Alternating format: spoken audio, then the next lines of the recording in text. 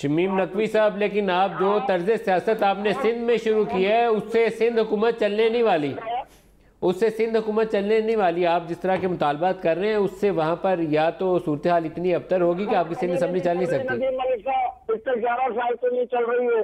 देखिए डिलीवरी कर दीजिए लोगों को। कराची के अंदर 2006 से एक बूंद पानी का इजाफा नहीं हुआ।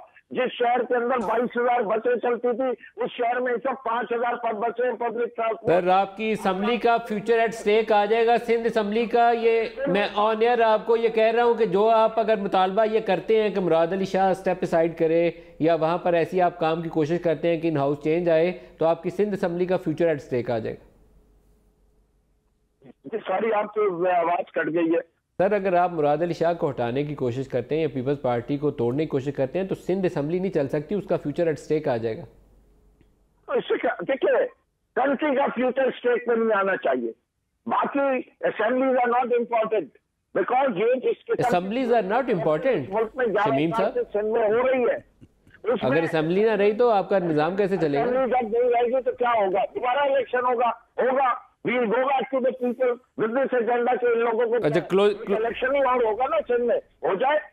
इलेक्शन के लिए तैयार हैं जी मलिक साहब। पहले आपसे क्लोजिंग वन लाइनर से। वो वन लाइनर ये जी कि अकाउंटेबिलिटी के नाम पर करप्ट प्रैक्टिसेस को अडॉप्ट करके बनाएगी हुकूमत करप्शन के खात्मे की बात कर रही है। इससे बड़ा अचंबा क्या होगा मलिक साहब? वो कह रहे हैं असम्बली ना रहे इंपॉर्टेंट नहीं है, इलेक्शन दोबारा हो जाए। बेसिकली नकवी साहब जो कहना चाह रहे हैं शायद वो कह नहीं पा रहे। वो ये चाह रहे हैं कि अगर वन पार्टी रूल नहीं होगा तो फिर कुछ भी नहीं होगा। फैसल साहब एक लाइन आप कह सकते हैं। नदीम साहब, अगर हम कोई एहतसाब कि मैं किसी किस्म का एहतसाब इशू नहीं है इस वक्त। एहतसाब कौन कर रहा है? नैब कर रही है। तहरीक इंसाफ को मेरी ये रिक्वेस्ट होगी कि खुदारा नैब के स्पोक्समैन बनने बंद कर दें। नैब के अपने स्पोक्समैन हैं, नैब का अपना दायरा कार है और उनका अपना तरीक़ेकार है। जब ये नैब के स्पोक्समैन बनना शुरू कर देते हैं तो फिर हमें नज़र आता है कि दाल में कुछ काला है। और दूसरी बात जो मुझे तो भी ये नकवी साहब की बात सुन के बड़ी हैरानगी हुई है कि असम्बली मैटर ही नहीं करती।